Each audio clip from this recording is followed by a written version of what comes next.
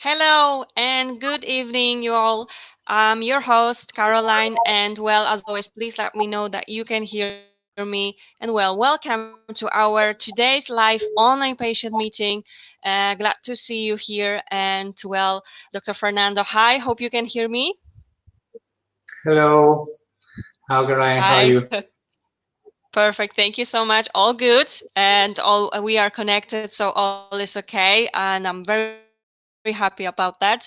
And just to remind you how everything works, okay? So you already know. However, let me just remind you that we gather here twice a day throughout whole April to support you and all the patients that are struggling as they are not able to continue and start their treatment or IVF treatment. And therefore, our Stronger Together initiative has been brought to you so that you can meet the top experts in the field, but also receive some answers. You can, of course, ask all kinds of questions that might actually help you throughout this difficult time. And also, this is a great opportunity to meet lots of top experts from lots of different clinics as well. And this is all possible, again, thanks to our ambassadors and partners. You can see them right here, all of them. Thanks to them, and of course the partners you can see below, it is actually all possible. So huge thanks to them.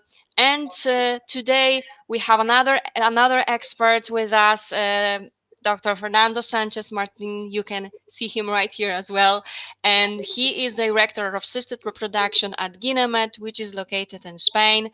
So today he will talk about reproduction for women over 45, and he will start with a presentation on that topic, and then we will also go through the most common questions we receive from the patients, and after that it will be your time for your questions. So remember to just type them in the chat section, and Dr. Fernando will simply answer them for you one by one.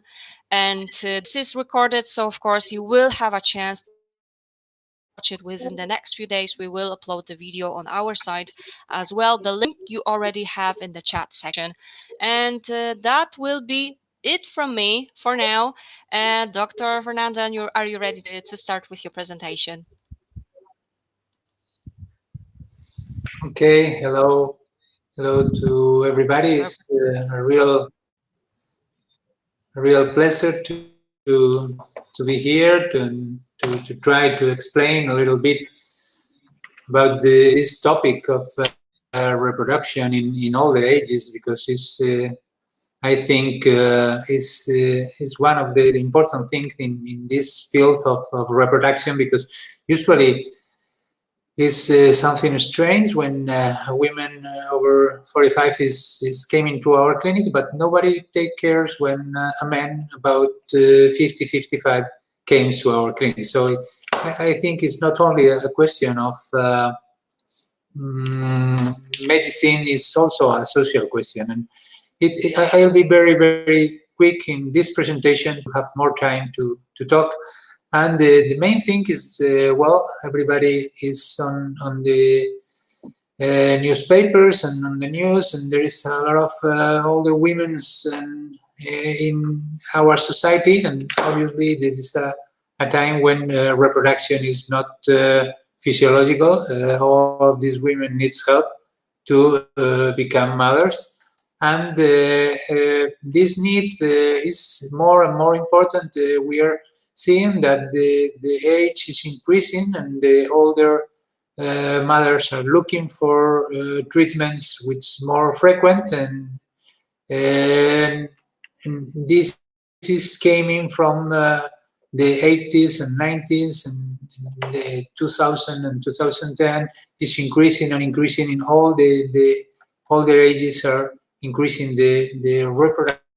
And this is most important, especially now in the group of age over 45 years old, even in the 50 years old, more than 50 years old, is increasing. And this is important because we have to take a look on the risk of these pregnancies, because we know that the risk in a pregnancy is higher when you are very young and is higher when you are very old. So in the middle is the lower risk, and when we are trying to have a pregnancy in older ages, over 45, we have to take a risk score, and this risk score permit us to decide how is the number of this risk. So if we have low numbers below 0.5, the risk is normal, it's like everybody.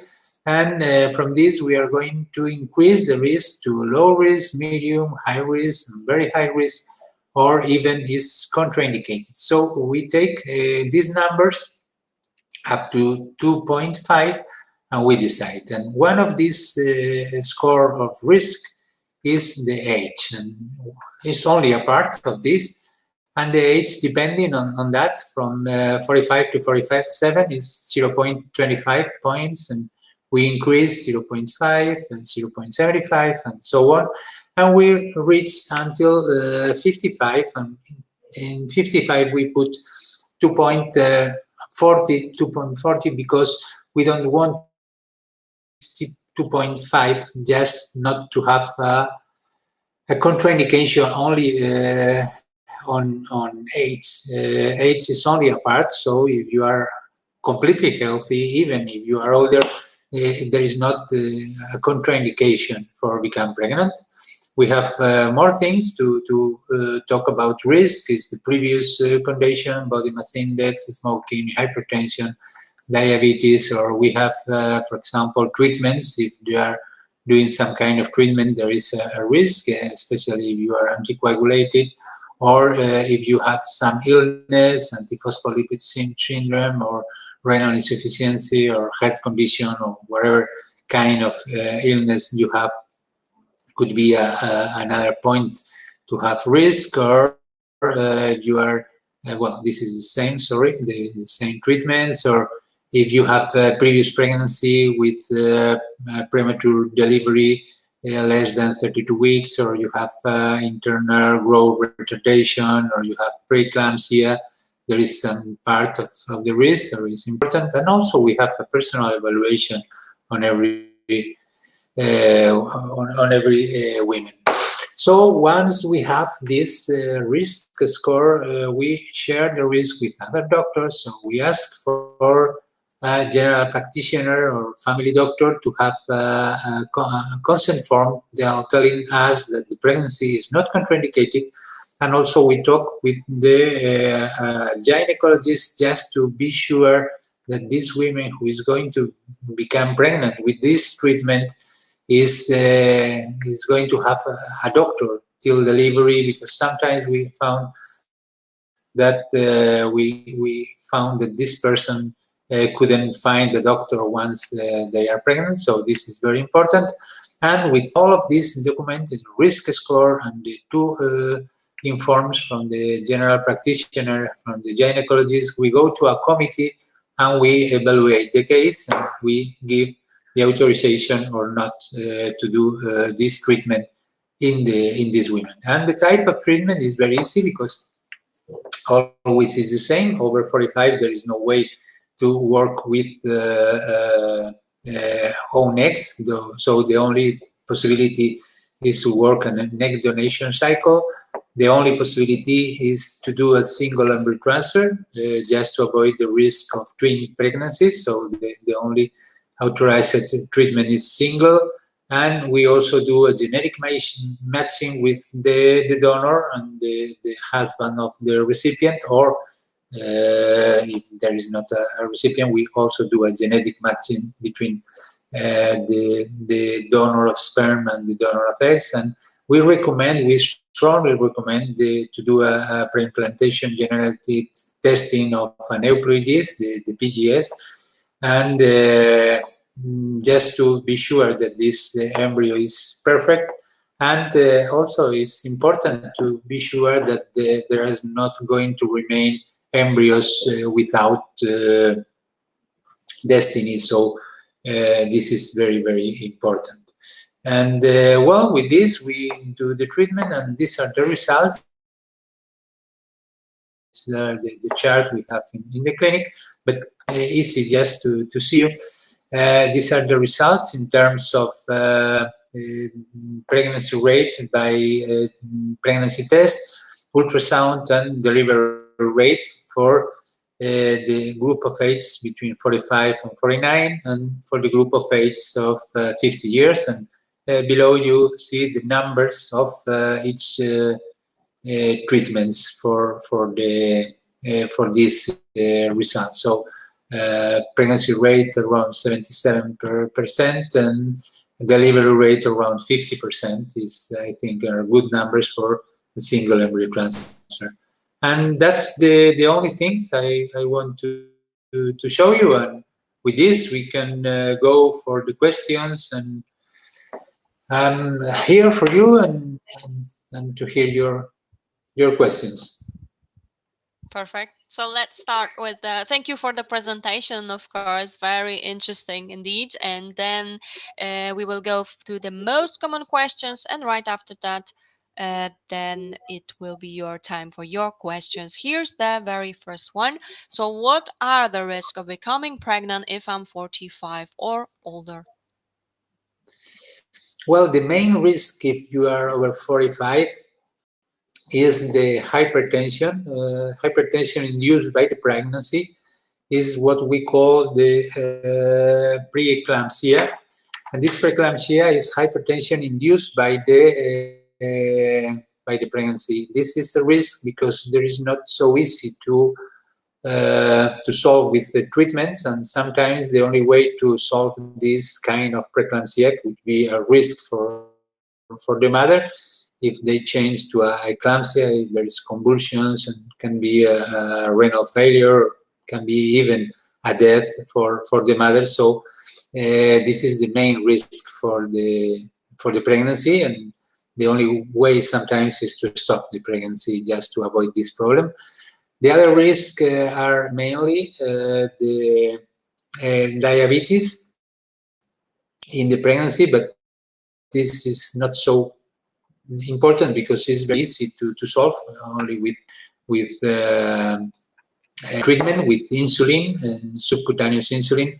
And the third risk is the risk of cesarean section. Practically around 90% of the deliveries with more than 45 years are by cesarean section. So this is a risk. It's better to have vaginal delivery, but it's a decision always on the gynecologist. So usually there are these. The rest is absolutely normal, exactly like women of 20 years or 30 years or 40 years. There is no difference. So it's only the preeclampsia, the hypertension, diabetes, and cesarean section.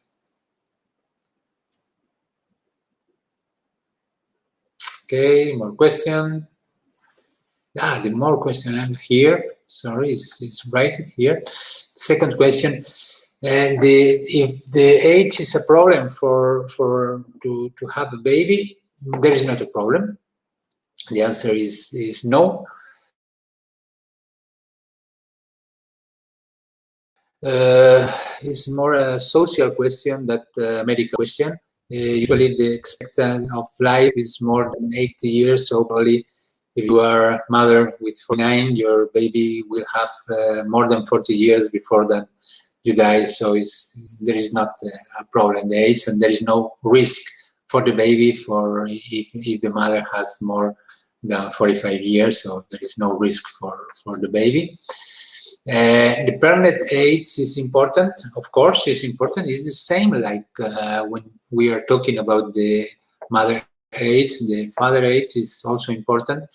It's a little bit later than for men than for women, but when we have a man with more than 50 years old, the chance of having a baby is becoming lower, and when the man is more than 60, this chance is very low. And so we need to increase the chances of having a pregnancy, especially with reproductive techniques. Usually we use ICSI and we have to use a selection of the sperm just to be sure that the sperm is not fragmented, because with age the fragmentation of the sperm, the DNA fragmentation of the sperm is very high. So is not the for a spontaneous pregnancy is very difficult, independent of the age of the woman. Okay, next one is the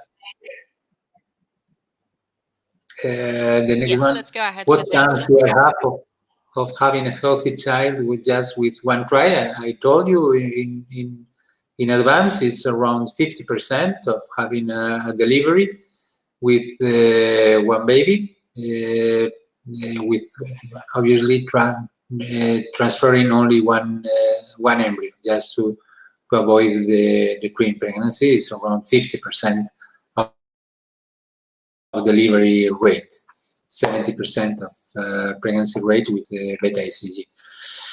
Egg donation is the only option if you are 45 or over. Well, probably is the only option, but well, if you still thinking to try with your own eggs, you can try, but you have to know that the chance of become pregnant is really low, less than 2-3%, and the chance of having a healthy baby with more than 45 is less than 1%, and is going lower with more age. So I'm giving you only the numbers of 45 years. So 3% of becoming pregnant, less than 1% of having a healthy baby.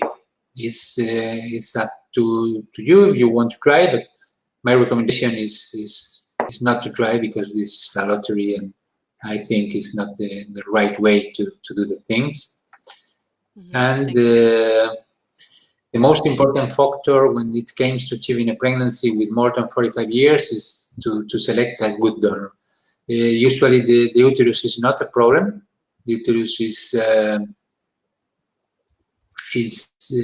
the same if you are 20 or 30 or 40 years old.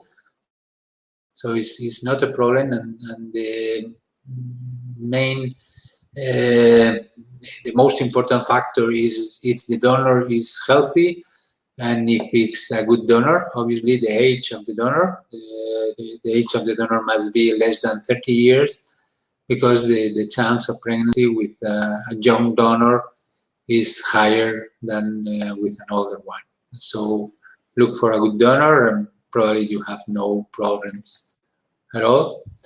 And well, this is the last frequent question. Will the donor be anonymous or known? Okay, it depends on the country. For example, in UK it's mandatory to be a known donor. In Spain it's mandatory to be anonymous donor. In Portugal it's mandatory to be known donor. We have clinics in Spain and in Portugal, and so depending on the way you want the donor, you can select anonymous donor. It's my recommendation always, or you can select a known donor if you want to do, and we can do it in the clinic in Portugal. So thank you so much for those for answering those questions. Now it's time for your questions. So let me start with the very first question for you. Okay. So have you found that BMI affects success rates even when using donor eggs?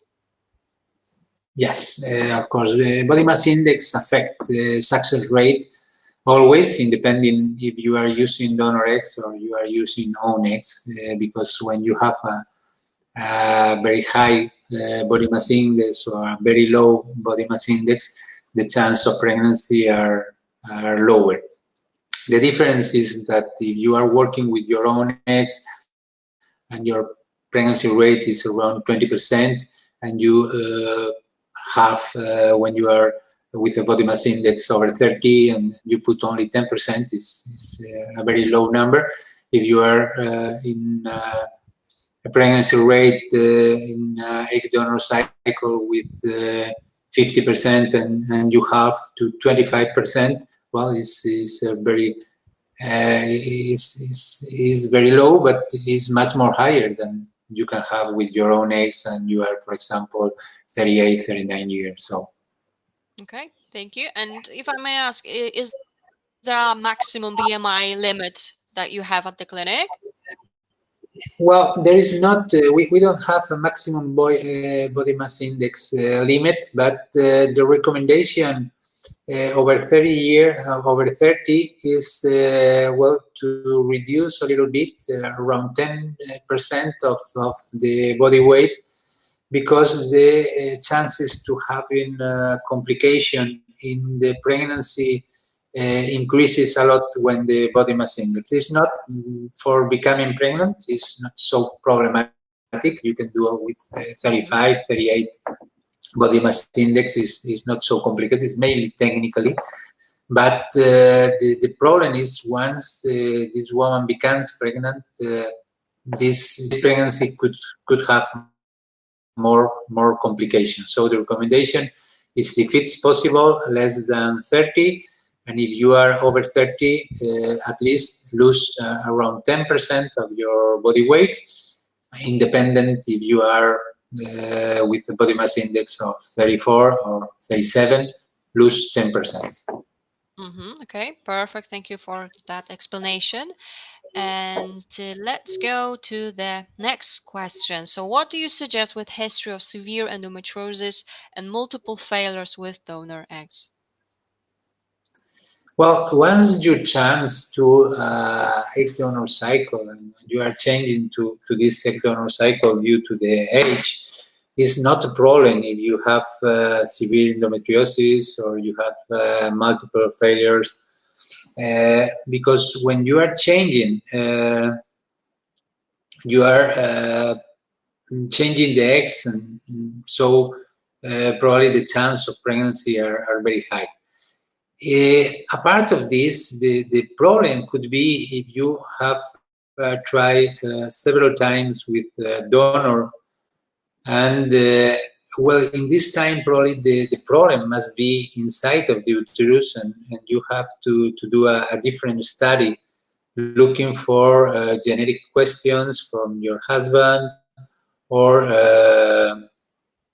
you have There's a follow-up here non-work. as well. So in this case, you have to look for genetic problems in your partner, or you have to look for problems with the thrombophilia on you, or you have problems with immunologic reaction in the transfer. For example, looking for the KIR receptor or for HLA-C in you or in your partner, or looking for the window of implantation is also important. But this is a problem of reception, because when you are using donor, okay, you can have bad luck with one transfer and not to come pregnant, but with two transfer, the chance of don't having a pregnancy is very, very low, less than 5%. So if you have more than two transfer, my recommendation is to do a genetic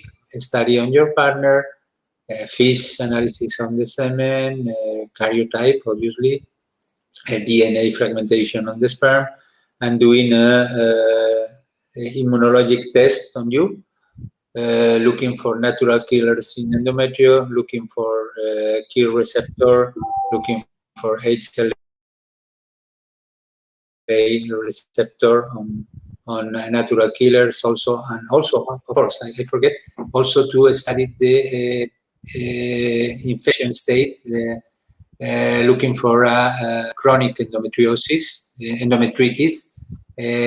looking for CD138 cells, plasma cells in the endometrium also. All right, perfect. Thank you so much for your recommendation. Perfect. And let's go to the next question. What supplement do you recommend for older women to prepare for donor conception? the same supplements we recommend for every woman. There is no difference between if you are one age or you have another one. There is no difference at all. So the recommendation is always to take folic acid, and if it's possible, diet with low inflammatory products. And also, if you can take some antioxidants, it can help to increase the chance of pregnancy. For example, melatonin or coenzyme CoQ10, coenzyme Q10, or selenium. And also, another recommendation is regarding to the microbiota, the bacteria we have always in the gut, and the bacteria we have in the vagina. If it's possible to take a supplement of lactobacillus, the chance of pregnancy is higher. But it's the same if you are younger or you are older. The recommendations are the same. Okay, thank you so much. And the patient from the previous question has a follow-up question, okay? So let me, if you could repeat just one more time. Can you repeat a bit about 138? I didn't understand. Well, 138 is a type of cells we are looking on endometrium. We do a endometrial biopsy, and in this in the endometrial biopsy, we look for different things. Normally, when you are doing a study for repeated implantation failure, one of the things you do is a hysteroscopy. In this hysteroscopy, you see the internal cavity of the uterus, and when you are doing that, you take an endometrial biopsy. And in this endometrial biopsy, you have to look for natural killer, is the immunologic cell that receive the embryo when you transfer the embryo inside the uterus, and you look for plasma cells. The plasma cells are a marker of endometritis, chronic endometritis. This is an infection, a chronic infection of the uterus, and this plasma cell have a marker. This is called CD138.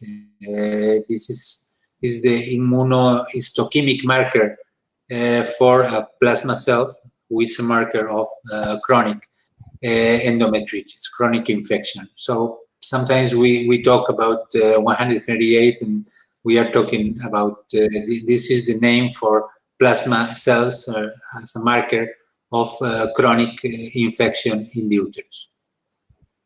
Okay, I think. perfect. Yes, thank you so much for answering and explaining this to us as well. And there's another question here. I have a fatty liver. Would that be a problem for me to have a baby with donor eggs? Well, if you have a fatty liver, this is the same problem if you are going to have a baby with donor egg or with your own eggs. It's a medical problem, and you have to control, especially with analytics, and you have to be in close control by your internist just to give us authorization to do a treatment with egg donation cycle or with your own IVF cycle with your own eggs. And usually, if there is only a fatty liver, there is not too much problem, because there is only a question of diet, just to avoid some kind of food. The problem is this fatty liver increases and goes for fibrosis of the liver.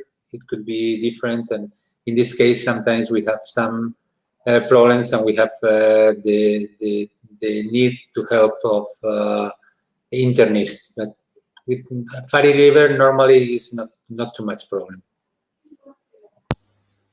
Okay, thank you so much again for your question as well as your answer. Here's the next question. I have a baby at the age of 50 with donor eggs, and pregnancy was very successful. It delivered at 38 weeks and 4 days. My question is that I'm planning to try again with a frozen embryo. Will it be possible to have successful pregnancy like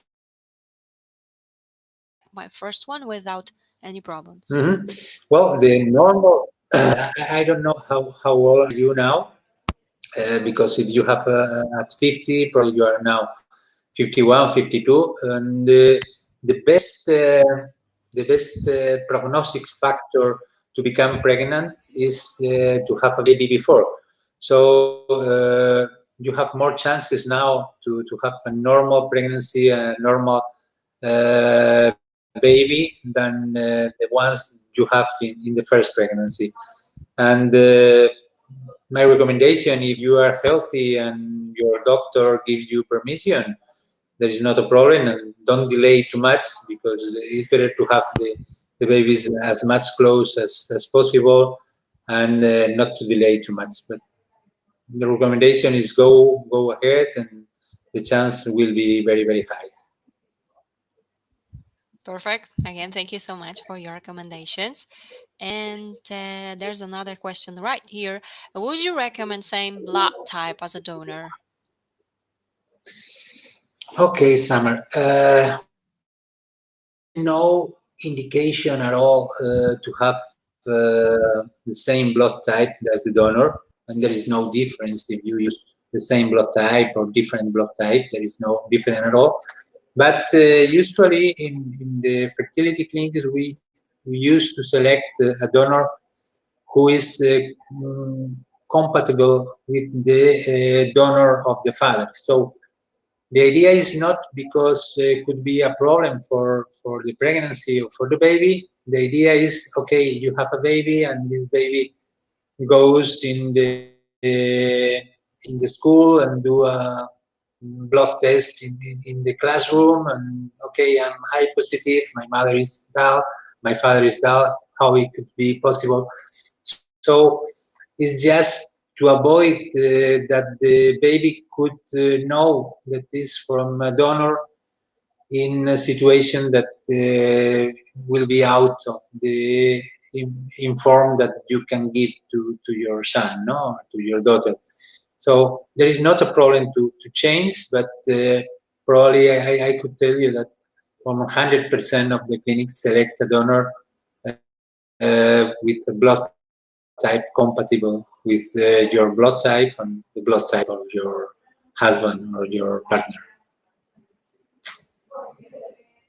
Much for explaining this to us.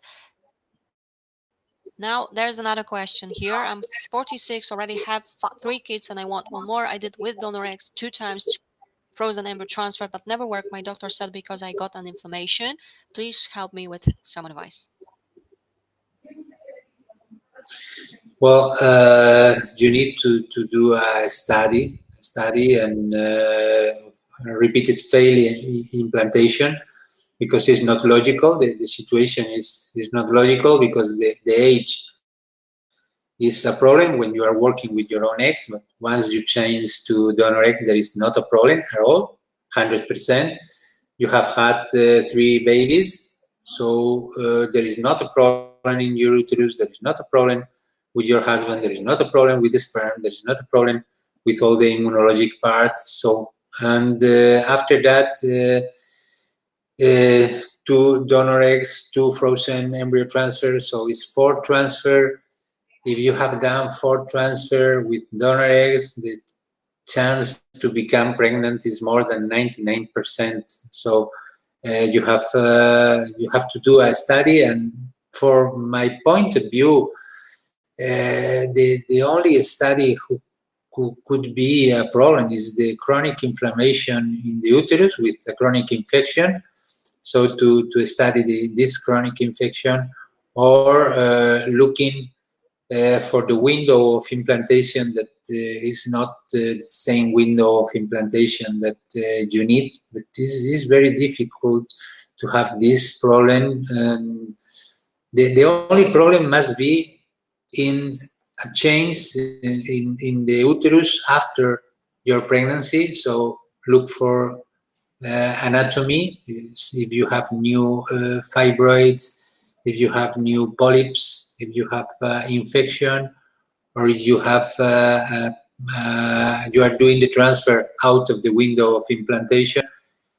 because there is no other way to have a problem with these results.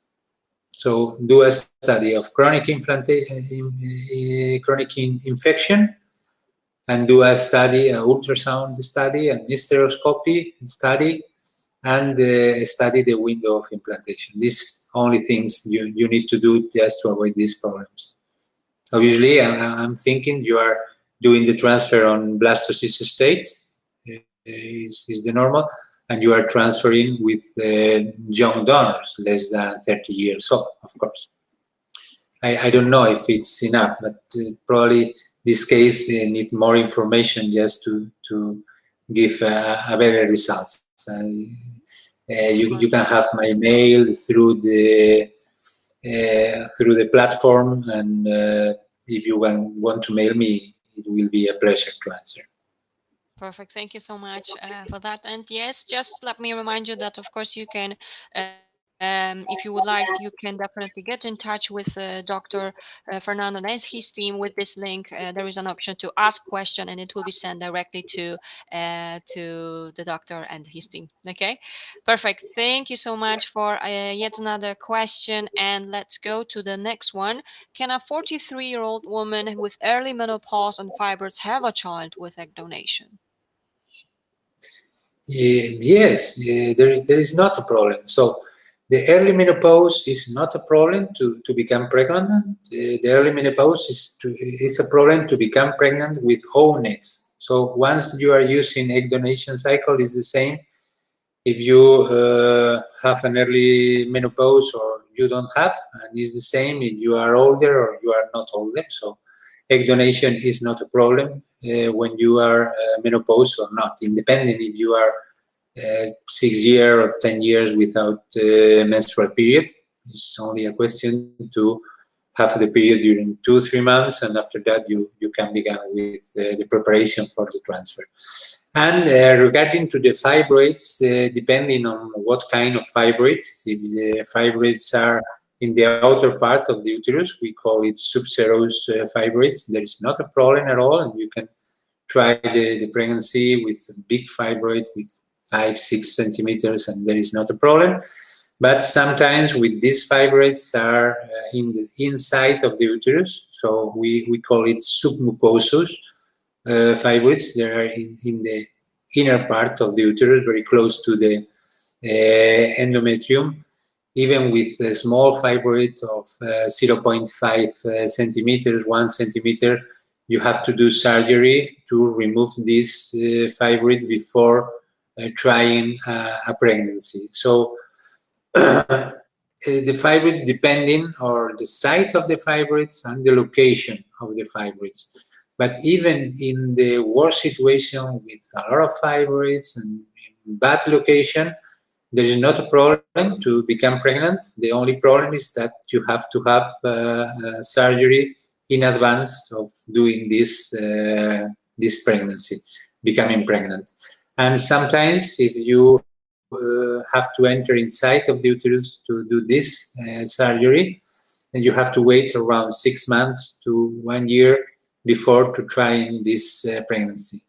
But menopause is not a problem. Fibroids depending site and location, and sometimes you need surgery, but there is not a problem to become pregnant.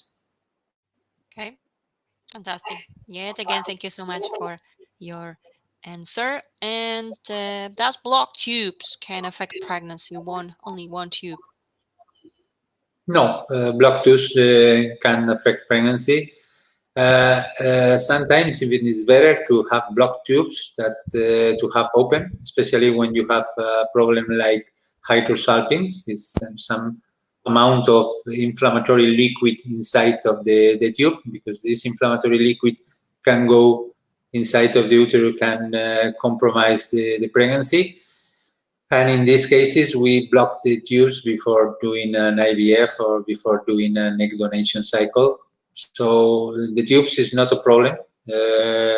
And most of the time, it's better if you have blocked than if you have open for the risk of hydrosalpinx. But if the tubes are healthy, it's the same if you have open or blocked.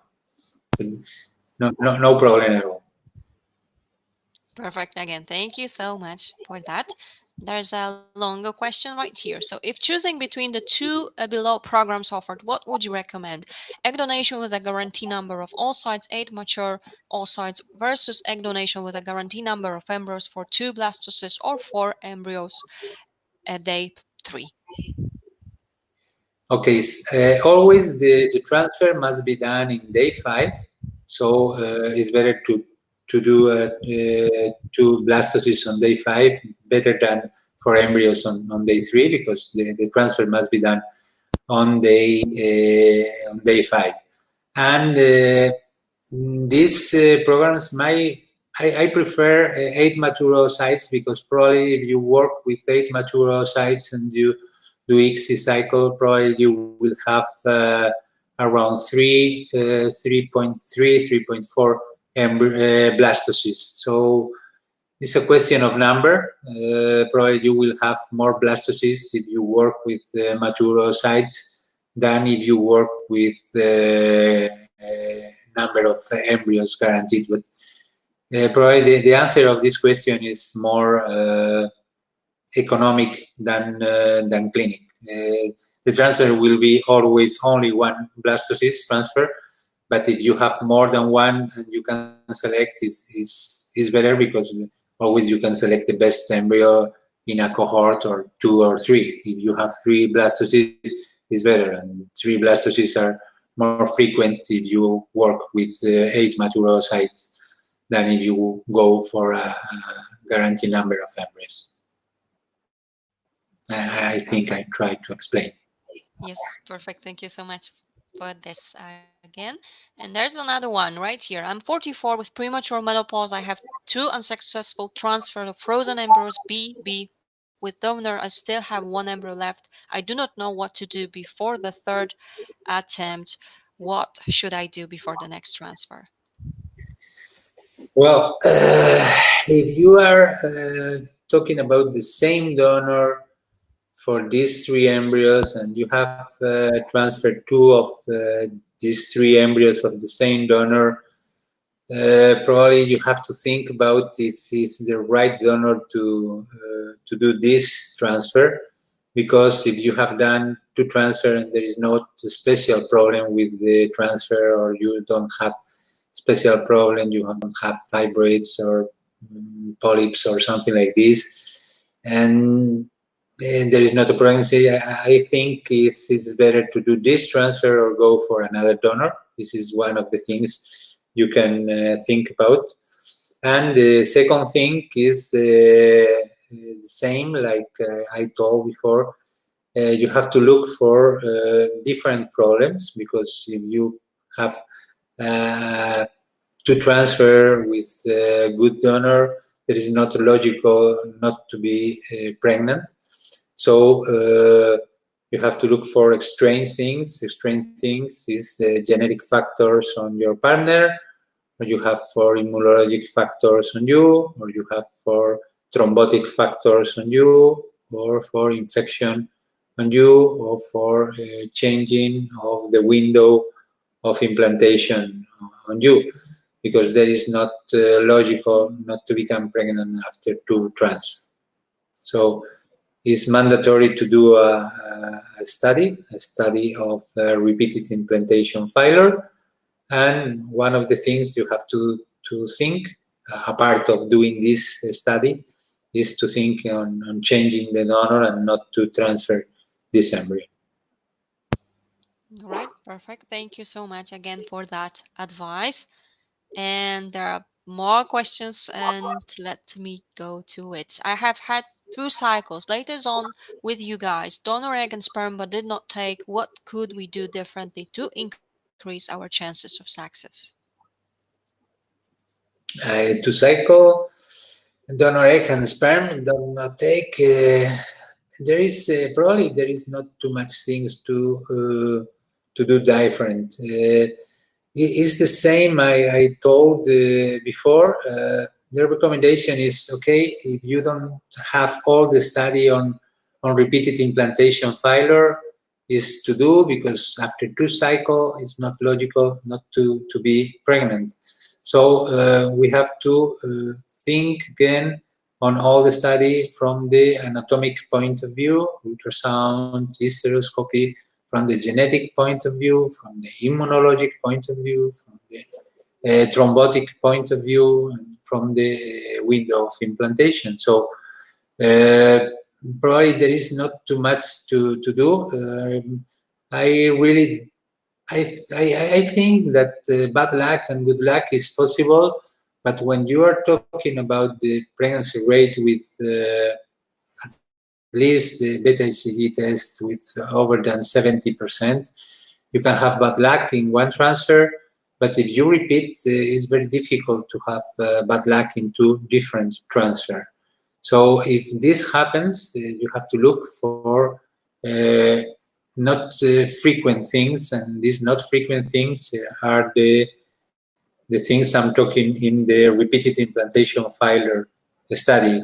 Obviously, I didn't do another transfer without having all the information I can have regarding to you and to your partner, because it's very, very important.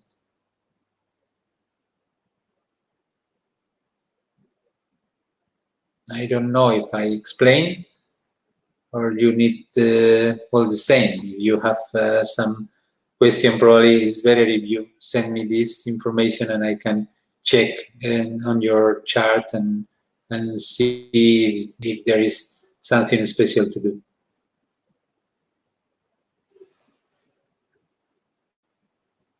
Okay, next one. Yes, I am here. Thank you so much. And let's go to the next question. Is there any procedure by which the IVF patient DNA can be injected into the donor egg? Well, there is. It's not so difficult to do. The only problem is it's not allowed. It's not allowed in no one country in the world. I have been working with this in animal studies, and it's incredible how changed, because if you put the cytoplasm of the donor in the recipient egg, the chance of pregnancy are completely different, but there's no way to do because it's illegal in humans. So no chance to do it. Okay, thank you for answering this question for sure as well. And let's take a look at the next question. We are in unusual times. How soon after lockdowns being lifted can you envisage we can start a new cycle? Well, probably the lockdown will be, we can work the next week in reproduction, probably.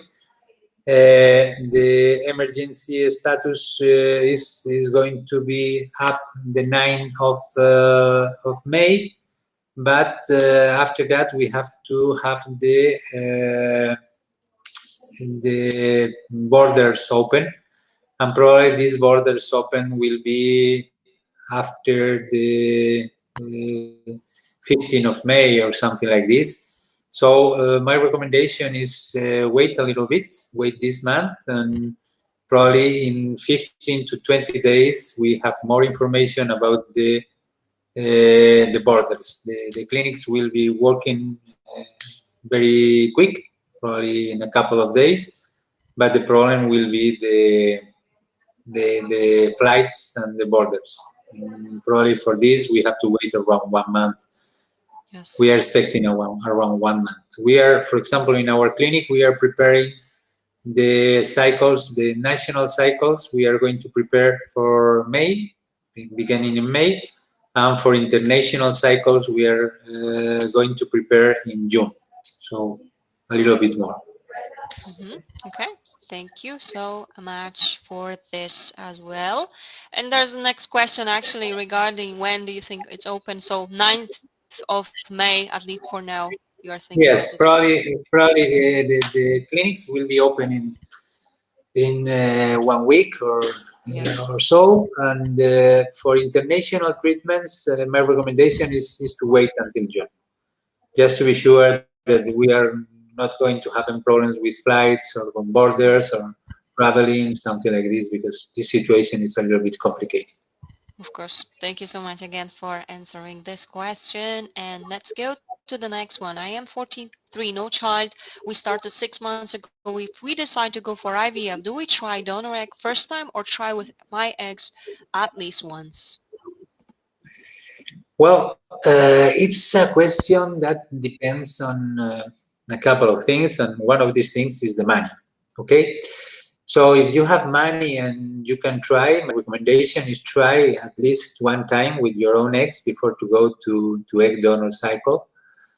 But if the money is a problem for you, the recommendation is go directly to an egg donor cycle. And this is because the chance of having a baby at the end is completely different. If you are 43, your chances of having a baby after the cycle is not to become pregnant. To become pregnant could be around 15%, but you are going to have around 60% of miscarriages, and after that you are going to lose the pregnancy due to different problems, around 20% of cases. So the chance of having a healthy baby at home with 43 years old is around 4%, 5%, no more than this.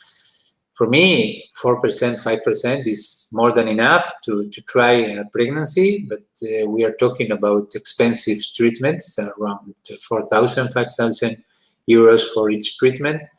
So if the economic is a factor, go directly for a pregnancy with egg donation, because you are going to have 60% of pregnancy rate, delivery rate, with 43 years, and will be completely different. But there is not a medical question, it's a social question. Okay, perfect. Thank you again so much for answering this question. There are more questions, so let's get to the next one. What are your thoughts about mini IVF for 42-year-old? No history of fertility treatment, no child yet. Well, if you are 42, the recommendation is to do is the same like the question before. If you want to do an IVF, do a normal IVF. There is no reason to do a mini IVF. There is no more pregnancy with low stimulation. There is no pregnancy, no more chances. If you do a mini IVF, you are going to have less oocytes, and you have less oocytes, you are going to have less chances of become pregnant. So if you decide to go for an IVF, it's okay. You are going to have low pregnancy rate than with an egg donor, but my recommendation is at least try one time. But if you are going to go for an IVF cycle, do a normal with high doses, and unless you have done a cycle before with high doses and no results. If you have done, go for egg donation, but there is no indication for a mini IVF cycle. Okay, thank you so much again for this. And there's a short question. So why can we transfer 2 embryos? Well, you can transfer 2 embryos always if you are less than 45, if you assume the risk of twin pregnancy. For example, you are 40 or 42 or 43, you can decide if you want to transfer 2 embryos always. If you assume the risk of twin pregnancy, you have to think that if we transfer 2 embryos, the chance of having a twin is more than 50%. So more than 50 of the pregnancies we have transferring 2 embryos are twins. And twin pregnancy is another risk factor for a pregnancy, about prematurity. And the reason for not to transfer more than 1 embryo in a woman over 45 years old is due a decision of the clinic, the committee, the ethics committee of the clinic, just to avoid this kind of risk in a woman over 45, because the risk of preeclampsia, the risk of hypertension due to pregnancy, increase with the age, and also increase with the number of fetus. So if you are a twin pregnancy, you are higher risk of having a preeclampsia. If you are having 48 years old, you are having high risk of having a preeclampsia. But if you are 48 and also you have a twin pregnancy, this risk doesn't is not assumed. It's a multiplication. For example, the risk for having a risk with 48 increased by 3, and the risk for twins increased by 6. It's not 6 plus 3. It's 6 for 3. So 18 instead of 9. So there is that's the reason for not to transfer more embryos. It's a clinic decision. It's nothing more than this. Mm-hmm. And also and always in women over 45. Okay. Perfect. Thank you again for this. And there's a follow-up question on mini IVF. So in what situation is mini IVF suggested then? There is no medical indication for doing a mini IVF. It was recommendation around 4 or 5 years ago. There is some publication talking about the mini IVF is better than IVF because there is less stimulation on the eggs. But after that, there is no all the studies that we have done with mini IVF. There is no recommendation.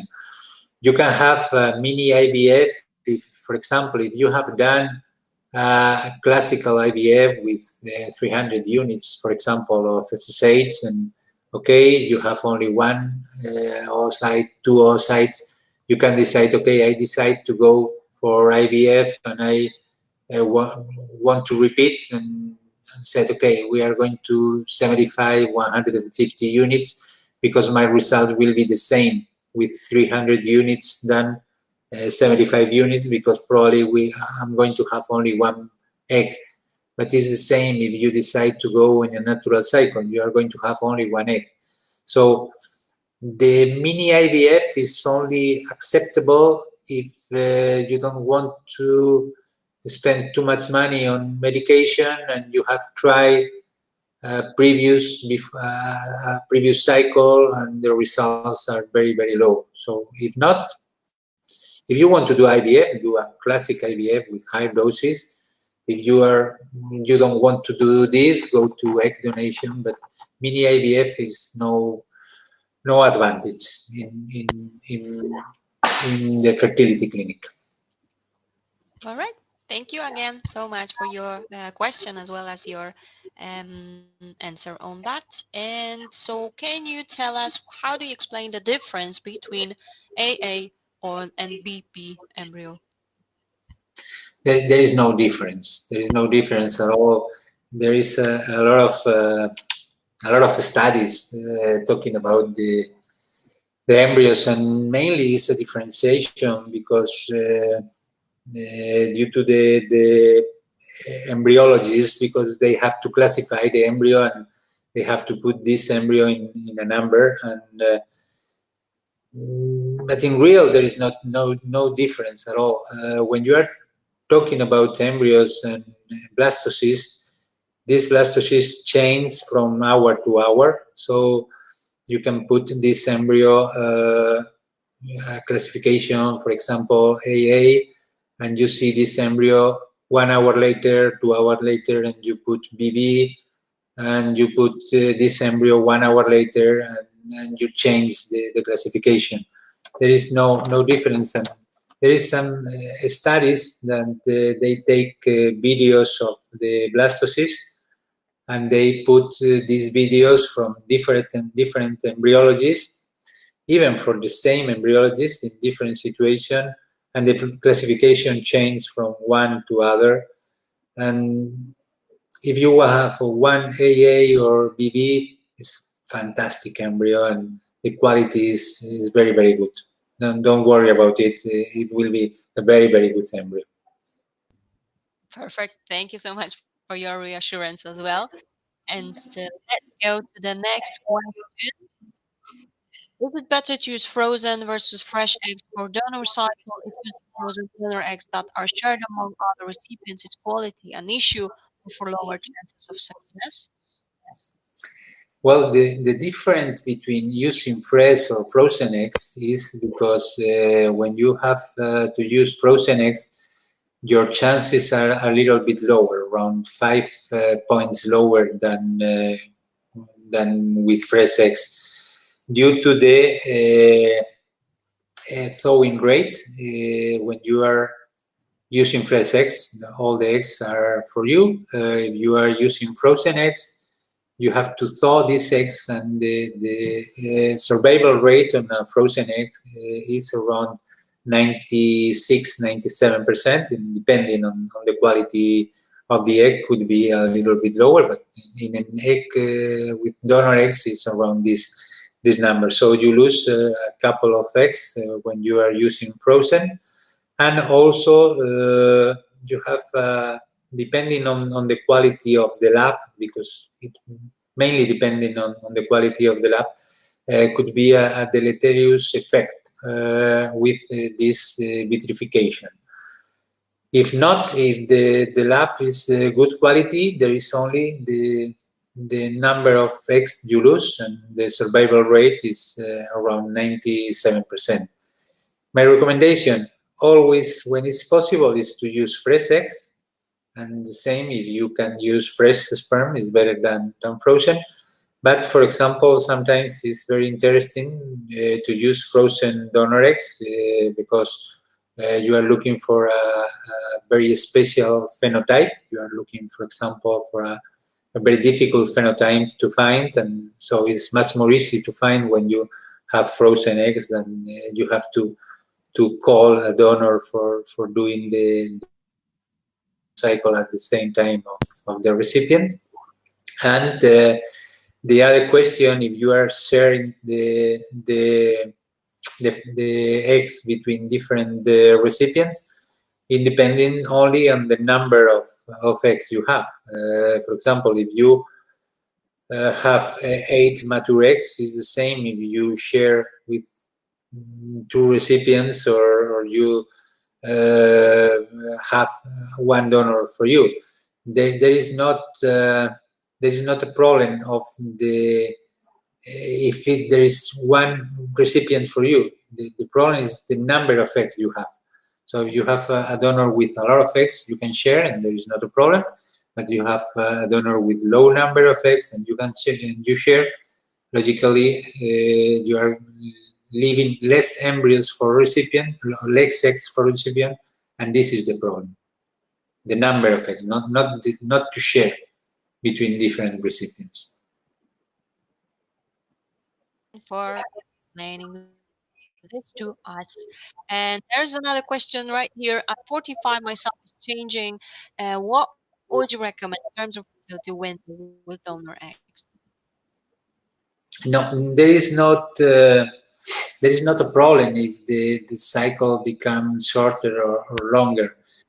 And there is no change in terms of the fertility window with donor eggs. The fertility window is not related to age, and there is not related to the menstrual cycle. You can be menopause, or you can have 20 years, or you can have for 30 years, or 40, or 45, like your case. There is no change in the fertility window.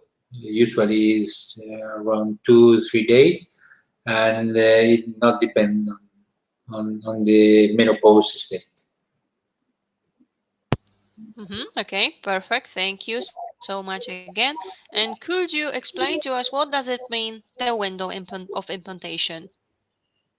The window of implantation is a physiologic time when the embryo could implant in the uterus. So from a physiologic point of view, if you put an embryo in the uterus, there is only a couple of days, no more than 2.5 days, when this uterus is capable to accept this embryo to implant and to follow like a normal pregnancy. Most of the time during the cycle, the uterus is not receptive to these embryos, and so you could put the best embryo you have inside of the uterus and that's an implant.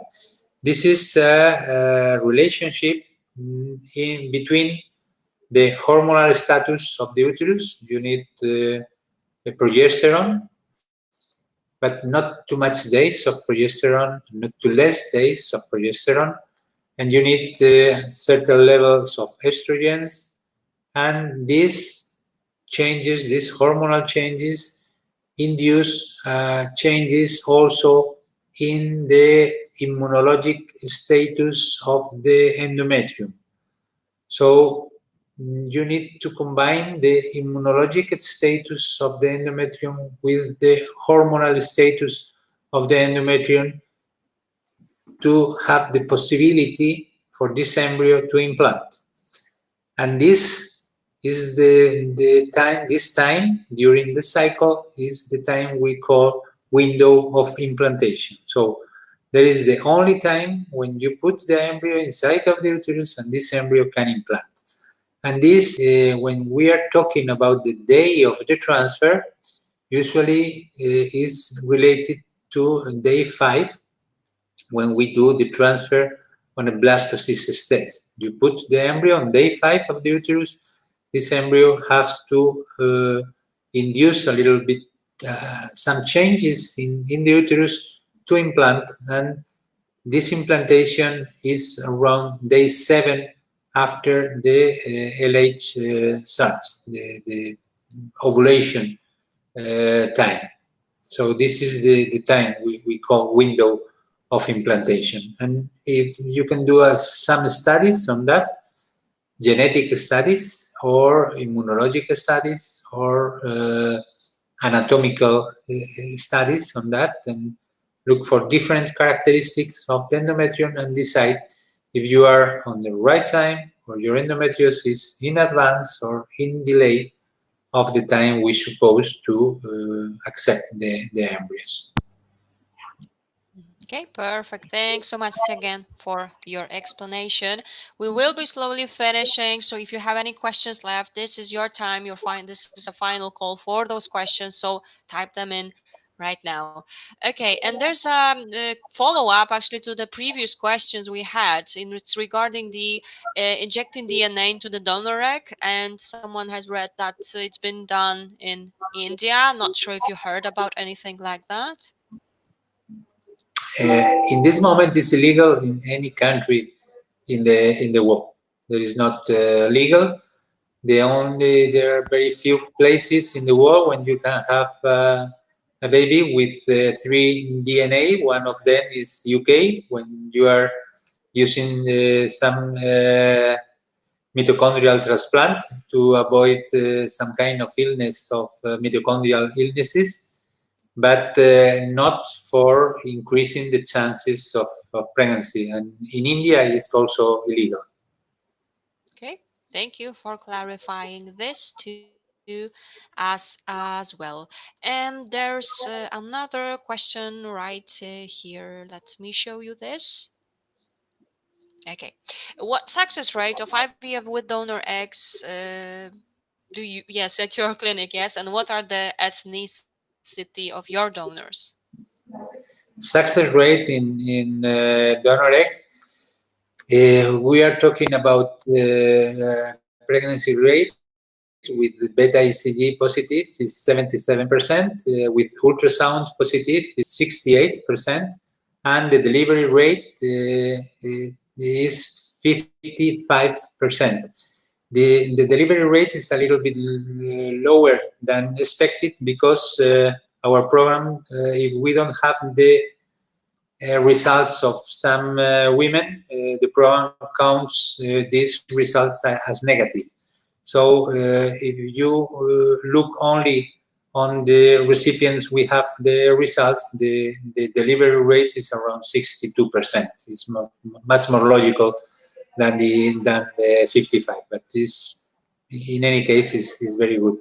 And the ethnic of the donor, depending on the ethnic of the recipients. If you are black, we are going to look for a black donor. If you are Chinese, we are going to look for a Chinese donor. If you are Caucasian or Mediterranean, we are going to look for a Mediterranean donor. It depends on the ethnic of the recipient, and must be obviously the same than the recipient. Okay, perfect. So you are able to help a patient of all kinds of ethnicity in such case. I'm sorry, I don't understand. It's Sorry. okay. It's okay. I just wanted to make sure. So it's if you have all kinds of donors from different ethnicity as well. Yes, there is not a problem. Usually for Asiatic donors, is more difficult.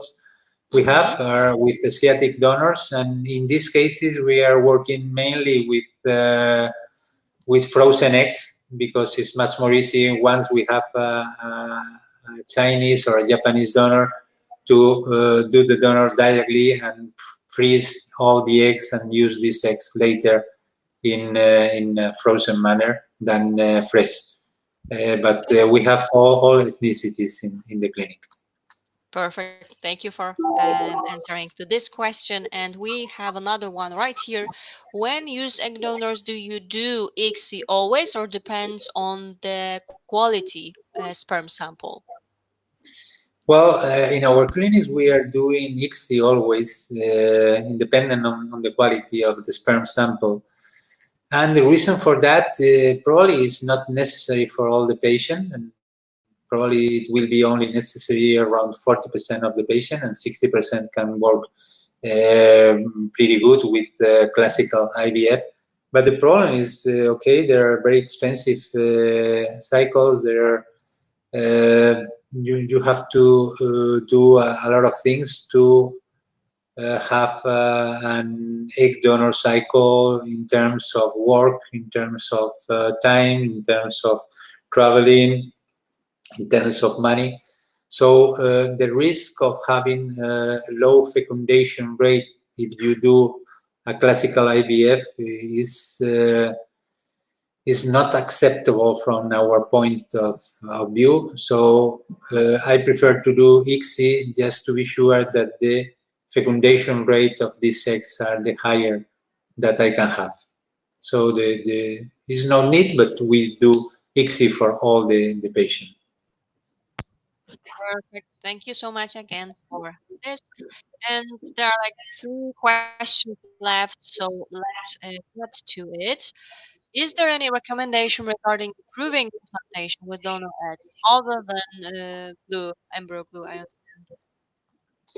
Well, the embryo glue is important if you have repeated implantation failure, or you have repeated miscarriage. But if you don't have this kind of situation, the embryo glue is not an advantage regarding to the normal IVF supplementation for the clinic. And well, we always do as much as we can. It depends on the women. So sometimes we know we need to do, for example, endometrial scratch in the previous cycle of the transfer, and this scratch increase the chances of pregnancy. Sometimes we need to put ACG inside of the uterus. Sometimes we need to use colony stimulating factor to increase the chances of pregnancy. Sometimes we need to use platelet growing factor, but it depends on the women, and it depends on the case. From a general point of view, there is no special thing to do in an egg donor cycle to increase the pregnancy rate from a general point of view.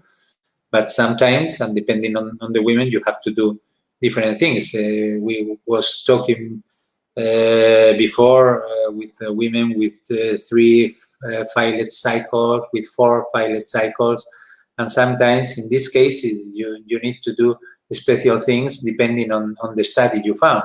For example, imagine you are KIR AA and your husband is HLA C2. So in these cases, you need to use the colony stimulating factor to increase the chance, of pregnancy. But it's not for all. It's for special cases or special women. Okay. Thank you again for this explanation. And now let's go to the next question. As I mentioned, there are like 2 left.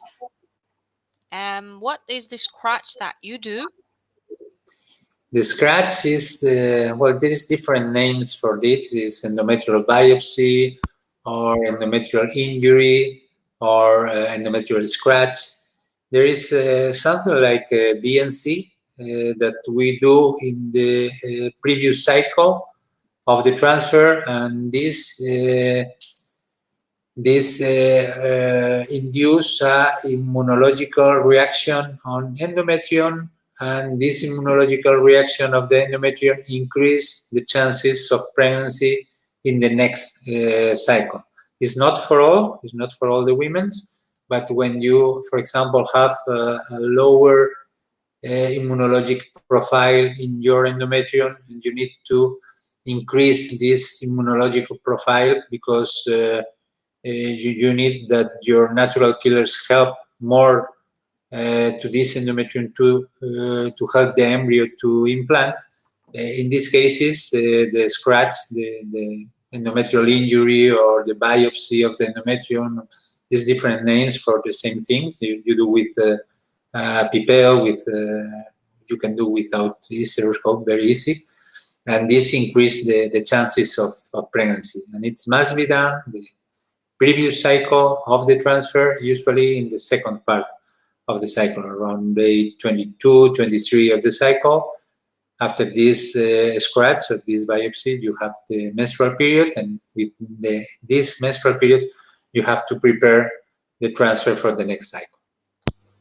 Okay, thank you again so much for that. And let's get to it. We have like 2 questions left and we will be finishing. So here's the next one. In the past, a pelvic sonogram showed possible adenomyosis, but otherwise normal. Could this cause a problem? Also, can cysts cause a problem? Well, adenomyosis is always a problem.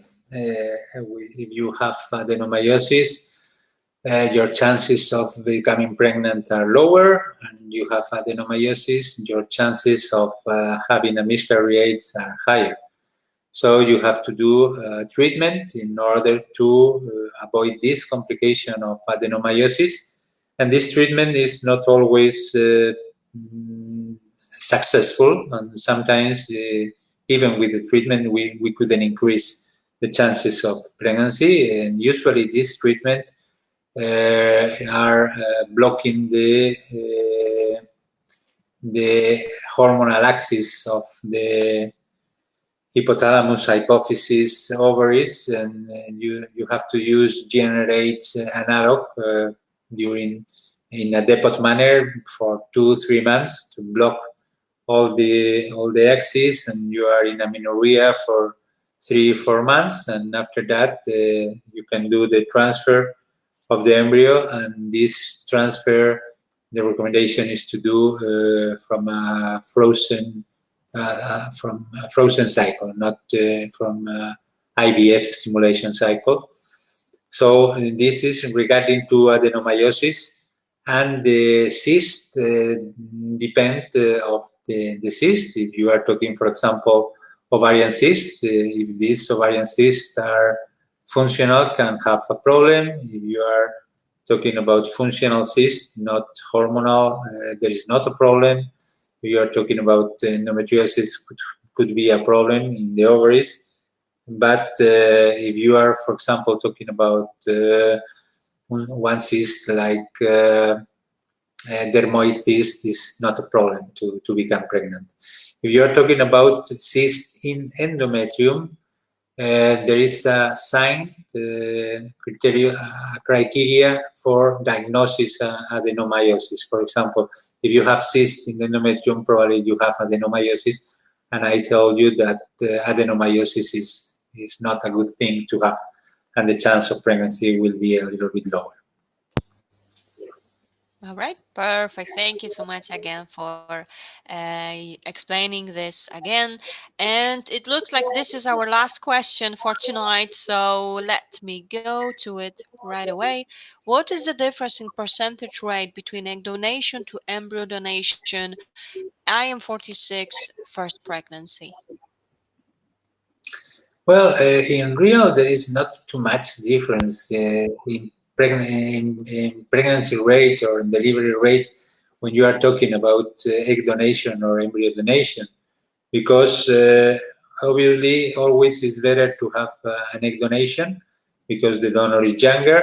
But when you are talking about embryo donation, you are talking about embryos who from a cohort that previously has given a pregnancy, usually a twin pregnancy, and that's the reason for this couple or these women to leave the remaining embryos for embryo donation. So there are embryos of very good quality. In our hands, the difference is around 5 points in between embryo donation and egg donation, in a little bit better egg donation than embryo donation. But the main difference is regarding to the things we know about the donors. If we are talking about egg donation, we have a lot of information, incredible high of the donor in terms of genetic point of view, in terms of the family history, personal history, habits, all the things of the donor we know perfectly, and we are completely sure that this donor is completely healthy and there is no risk at all. When we are talking about embryo donation, the information we have is a little bit lower because we are talking about embryos of a couple. So there are things that we don't know. For example, if you have a donor, this donor has to have a mandatory psychological interview, and we don't have psychological interview for a couple who is going to have an IVF cycle, for example, or is mandatory for a donor to have a test on hereditary diseases from recessive hereditary diseases, and we have more than 300 hereditary diseases for a donor, and this study is not mandatory for a recipient, for a couple who is going to have a IVF cycle, or the information for Zika virus we have for donors and we don't have for patients. This is the main difference, and also the other difference is when you are looking for phenotypic characteristics. If we are talking about donors, we can select the right donor, the phenotypic characteristics of the donor with no problem. If we are talking about embryo donation, there is no way to select the phenotypic characteristic. The only thing you select is the race. It's nothing more than this. But the results are pretty good in both sides and almost the same. All right. Perfect. Thank you so much. Well, in the meantime, we just had another question, so we do still have time. So let's get to it, okay? Here it is. Don't you usually check the progesterone level before transfer? We had an embryo adoption transfer in your clinic in August, and the progesterone wasn't checked. Then in 2 other clinics, it was checked and was definitely too low for me. Once I increased the dosage to 800 per day, it has worked, and now I'm pregnant. Well, usually it's mandatory to check the progesterone level if you are doing an IVF cycle. This is mandatory, and for an egg donation cycle, if the endometrium is good thickness, is not mandatory to do. You can do, and obviously, if you do, is good. And the doses we use is minimum 800. So we changed to 800 around 2 years ago, probably. And with this, there is no problem with the level of progesterone. So the doses that is recommended by by the different guidelines is around 400 milligrams, and before we use 600 milligrams, now we are using 800 milligrams, or we are using 400 milligrams plus 25 milligrams in subcutaneous, and with both of them you have always good levels of progesterone, and there is no need to control this level. Okay, thank you. Patient added a comment, so just wanted to show you just in case you can perhaps comment on that. So, 600 per day in 2018 was prescribed, and user just vaginally. No, there's the reason, because you didn't get pregnant in this time, and after that you have 800 and you are pregnant. So congratulations for that, and that's the reason for changing to 800. We changed to 800. I think it was a little bit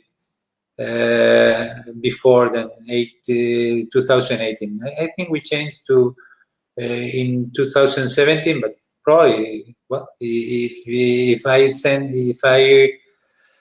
prescribe 600 in 2018 for you, it was a mistake, because well, that's the reason for changing to 800 to everybody. Okay, thank you for answering this question. In the meantime, there's just one more, but of course, as I mentioned, we will be finishing. In Spain, I know it's not possible because egg donation is anonymous, but is it possible to use own donor?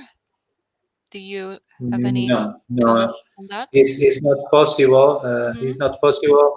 Here in Spain, you have to use anonymous donor, and in Portugal, we have clinics, and you can use known donors, but these known donors are known donors for the baby, not for the recipient. So when we are talking about non-anonymous donor. That's the donor we can use in Portugal. We are talking about donors that when the baby has 18 years of old, can ask for the identification of the donor. But we couldn't use the donor of a sister, of a niece, or something like this. I think it's possible, this kind of donor you can use in UK, but not here in Spain, and not in Portugal. Okay, thank you so much. Perfect, thanks so much. And in such case, it looks like we will be finishing for today. But of course, if you have any questions left, just remember you can use the link I have sent to you, and you will be able to ask your question to Dr. Fernando and his team. And I'm sure they will get back to you with all the details. And well, Dr. Fernando, thank you so much for joining us today, for your time. It has been a pleasure to have you. Thank you so much for all the useful tips and advice. And I would like you to state that there are definitely more patients that are happy with how it went. Thank you so much for your time, detailed answers. I'm new to fertility treatment, so this was eye-opening. Thank you. Thank And you to you. Thank you to you, and thank you so much for the questions. It's always very, very interesting to know all the questions that have the patient, because it's good also for me. And as I told you, I'm open to answer all the questions you can have, and all the things you can ask me. Okay, thank you. Bye, thank you. and good luck for everybody. Thank you so much, of course, everyone. And just let me remind you that we are going to be here at 8 p.m. UK time, so stay tuned. You can join us to our next event so we can discuss another topic. And remember that this has been recorded, and of course, you will have a chance to rewatch it. You can find all our events on myivfanswers.com, and of course you can follow us on YouTube channel, Facebook page, or Instagram. That way you will be updated about all upcoming events, and of course the events that we already have done.